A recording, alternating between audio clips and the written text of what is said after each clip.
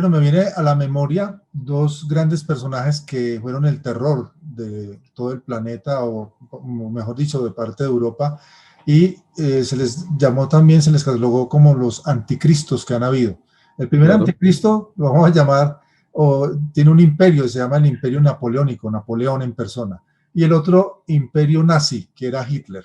Comparando estos dos carniceros, se podía entre comillas decir, porque eran realmente, no les importaba nada con tal de conseguir el poder. ¿Cómo podríamos equiparar a estos dos líderes que fueron tomados casi como reyes, como dioses, como emperadores? Por ejemplo, todo el mundo sabe que Napoleón fue emperador. ¿Y cómo lo podíamos equiparar? ¿Cómo podíamos comparar a estos dos líderes que en cierta forma tienen su parte oscura, su parte misteriosa? Claro que sí. Bueno, podríamos equipararlos de alguna manera. Primero, Hitler de alguna manera admiraba a Napoleón. Para Hitler, los logros de Napoleón fueron bastante rápidos. Se nota que pues, en la época de Napoleón, él y su modo de hacer la guerra imprimieron un punto de quiebre donde lo que hizo Napoleón no se había hecho hasta el momento. Sí, Napoleón tuvo ¿Qué una... hizo Napoleón? ¿Por qué me dices que no se había hecho hasta el momento? ¿Qué fue lo que hizo? ¿Cuál fue la hazaña de Napoleón? ¿Por qué es tan popular Napoleón? Bueno, pues primero por su gran carisma dentro de las tropas, su genio militar. Además que él era bajito, un poquito rechoncito, pero tenía un carisma Bueno, impresionante. digamos que eso también ha sido uno de los mitos a debatir dentro de la historia. Para el momento Napoleón la estatura era promedio. Napoleón era incluso como la estatura promedio actual. Napoleón aproximadamente se puede decir que él medía entre 1,55 a 1,64. No es una altura tan baja. Lo que pasa es que ha sido un mito que se ha construido. Primero era, pues de pronto sí, porque Napoleón tenía una contextura un poco obesa, y pues por en general el genotipo francés son personas altas y un poco esbeltas, ¿sí? Aparte de que Napoleón en su cúspide del poder, él preveyendo pues algún atentado, algún ataque, la guardia imperial de él eran personas mucho más altas que él, de tal manera que en un ataque él se pudiera escudar en ellos, tener un escudo humano. Pero entonces, ¿qué fue la hazaña que hizo Napoleón? Que no nos queda claro. No, no hemos podido. Pues Napoleón logró derrotar muchos estados europeos que hasta el momento parecían ser invencibles. Napoleón imprime una serie de cambios en el modo de hacer la guerra que nadie se esperaba. Formaciones diferentes, modos de usar la artillería. Recordemos que cuando Napoleón estudia en la escuela militar, pues lo envían a una compañía de artillería, donde él ve que los cañones y la artillería es una parte fundamental de la guerra, él es un visionario de la guerra. Entonces ve que en ese desarrollo del armamento está el futuro de cómo ganar las guerras. Pero eso La- tiene mucha equiparación con Hitler, porque por ejemplo Hitler también le ganó a muchas naciones claro, que era imposible ganarles en ese entonces. claro que sí. Francia, Ambos, tuvieron que ambos, unir todos para poder ambos, vencer. ambos líderes se pueden equiparar y comparar en que son visionarios de la guerra. Ven en la tecnología, ven en esas nuevas armas el futuro. Y creo que eso es lo que diferencia a los buenos líderes de los demás o a los líderes que marcan historia, no diciendo que ambos son buenos, sino diciendo sus triunfos o son es por eso, porque logran visualizar qué es lo que les va a aportar para sus intereses. Y ambos son místicos, por ejemplo, Ambos son místicos. ¿sí? Se va a Napoleón, Egipto y trae unas reliquias de allá de Egipto, muy espirituales, Napoleón y Hitler rituales. eran hombres muy, muy, muy apegados al ocultismo, al misterio. Sus niveles de superstición eran bastante altos. Napoleón muy influenciado también de alguna manera de las reliquias de que se hablaban en el cristianismo. él también va a buscar qué hay en Egipto, qué hay. Hay un mito o una leyenda que dice que Napoleón pasó una noche dentro de la Gran Pirámide y dentro de la Esfinge. Y dicen que dentro de la Esfinge hay una biblioteca. Dicen que Napoleón tuvo alguna serie de trance o conocimiento que obtuvo en Egipto, que esto le permitió tener una suerte de victorias militares gracias a este misticismo. Y lo mismo Hitler, Lo Hitler mismo parece Hitler. que estuvo buscando inclusive la lanza con que a Claro que sí. Jesucristo lo hirieron, estuvo buscando reliquias como el Santo Grial, estuvo buscando la entrada a la Tierra Hueca por medio de la Antártida. Mejor dicho, tiene algo que ver con el misticismo. Además que cuando uno ve a Hitler hablar y a manejar esas masas, su ritual es magnífico, es como si tuviera parte copia del Imperio Romano con ese símbolo del águila, con esa suástica que también tomó como un símbolo que eso como que lo sella uno en su mente, y además los uniformes eran espectaculares, ¿no? Claro que sí, pues los uniformes hechos por Hugo Boss, ¿Era creo que Hugo Boss el que lo hacía? Hugo Boss fue el que diseñó los uniformes. Entonces, pues ya vemos que hay una suerte de explicación de por qué eran tan espectaculares estos uniformes. Hitler de alguna manera fue un líder que, al igual que Napoleón, la imagen era imprescindible para ellos. Esto también impacta en la psicología de tu enemigo. Para Claro. Napoleón y Hitler, lo más importante era estar bien presentados, bien arreglados, para también transmitirle a su enemigo que, aunque pareciera que le estaban ganando, ellos mantenían la compostura, cosa que también desesperaba a los enemigos.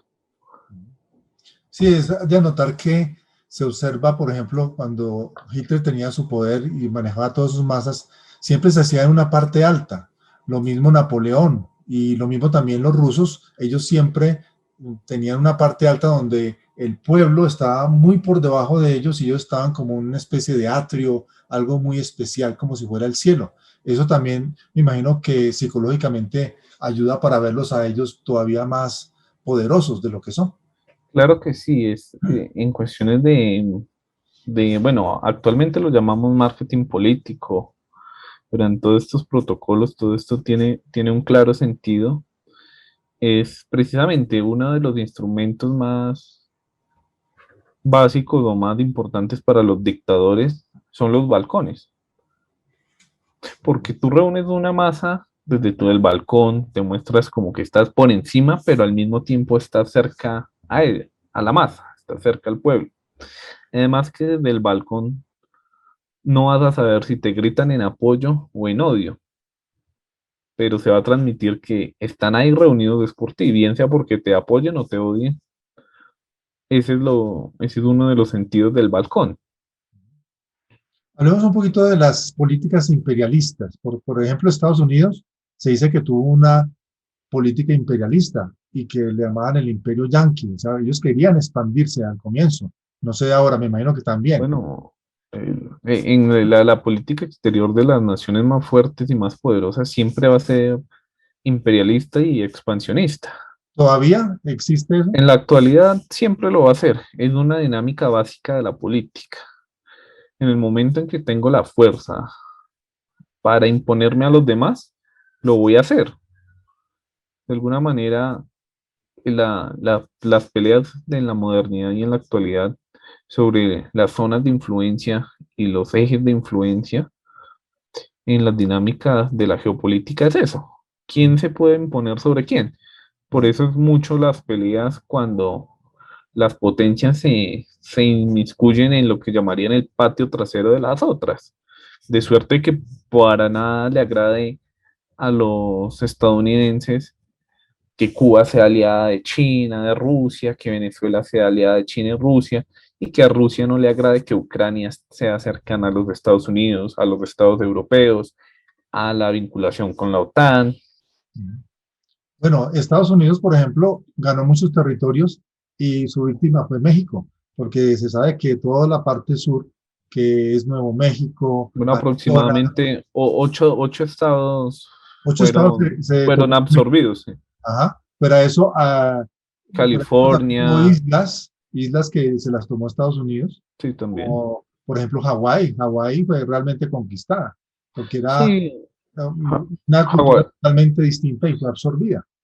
sí, Hawái estaba más cerca, pues incluso de los japoneses, un poco más cerca, más donde esta parte de Asia. Y algunas islas pertenecen a Estados Unidos también, que ya han Sí, sido. Midway y otra serie de islas que han sido o se han hecho llamar protectorados. Ajá. Por ejemplo, está Puerto Rico. Puerto Rico, sí. Creo que hay algunas islas, en este momento no recuerdo cuáles son, pero también pertenecen a Estados Unidos. Tenemos también otro reino que se podría considerar como política imperialista y es el Reino Unido. Por ejemplo, la Claro India que sí. tuvo Claro que un sí. problema. El Reino Unido pues ha marcado una política imperialista bastante fuerte. Digamos que si hay en política, en las políticas un poco más modernas, hablemoslo del eh, del siglo XVIII al siglo XX, la Gran Bretaña es uno de los grandes, o pues, Inglaterra en su momento, y ya posteriormente lo que se va a consolidar como Gran Bretaña, exponentes de esto, de la Pero expan de la ¿cómo puede expansión. tomar una isla que es Gran Bretaña? Inglaterra es una isla. ¿Y cómo puede tratar de tomarse todo, casi un continente que es el continente indio? Porque es que la India es muy grandote. ¿Cómo puede o sea, cuál era el arma que utilizaba? ¿Era el poder de las armas o cuál era la estrategia que usaba Inglaterra para tomarse a la India? Bueno, pues Inglaterra en su cúspide de desarrollo tecnológico y militar aprovechó eso. Digamos que una forma en que los imperios se han impuesto, primero es por su superioridad militar y su superioridad tecnológica. De suerte que puedes tener 10.000 hombres en caballería con espadas y tener solo 1.000 hombres con armas de fuego. Entonces, imagínate pues la masacre que va a hacer esto mientras se acercan estos dos hombres a caballo y a espada. Tiene que ser una proximidad bastante ya encima, podría decirse, para herirme, mientras que con armas de fuego, pues los puedo ir atacando mientras vienen hacia mí.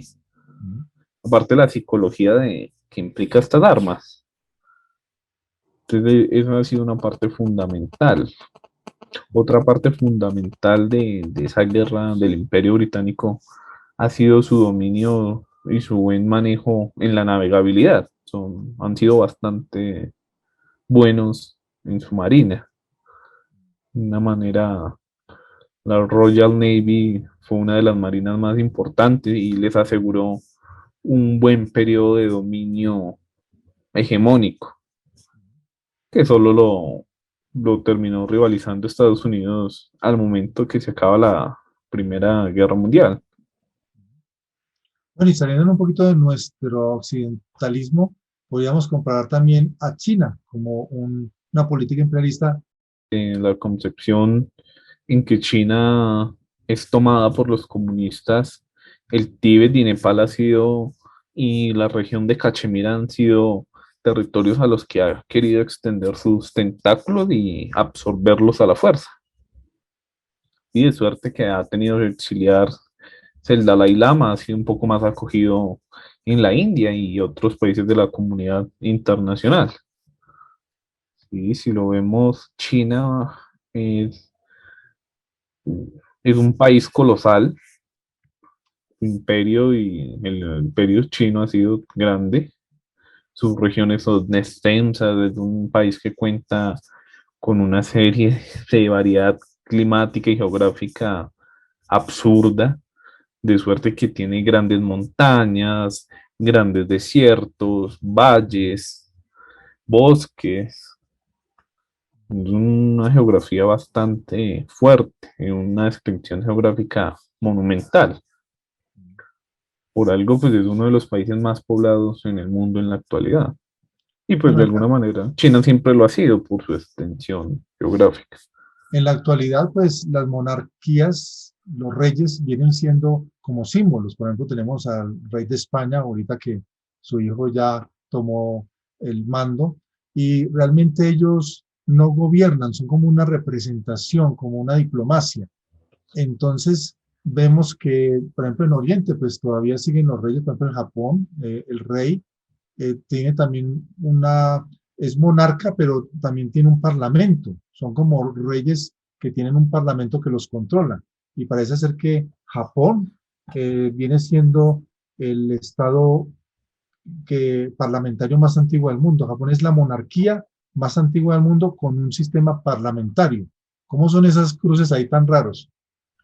Bueno, de alguna manera sí, esos cruces han sido un poco particulares, también propios de momentos de inflexión en la historia, en un punto cuando el absolutismo y ese solo monarca no es capaz de gestionar ni de mantener toda la cohesión de la nación, es que se dan estas series de modificaciones, donde si bien la cultura y los y las áreas políticas, los sectores que están de alguna manera inconformes con el rey, no quieren romper absolutamente con esta tradición, con este modelo, y no lo llevan a un cambio total de pasarlo a una plena dictadura o una plena democracia, donde sea abolida la figura monárquica, más bien se dan esta serie de cambios, donde el monarca va a seguir ocupando unas funciones diplomáticas, políticas,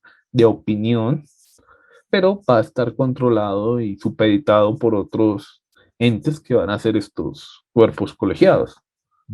Bueno, nosotros le llamamos al Parlamento lo que está integrado por los senadores y por la Cámara Baja, que es la Cámara de Representantes, pero esto supuestamente lo escoge el pueblo y ellos son los que representan al pueblo. Pero entonces se ve como que el Senado y la Cámara son hechos para controlar el poder del rey. Y en este momento, pues, como tenemos aquí presidente en Colombia, pues se hizo para controlar el poder del presidente. ¿Qué opinas sobre eso?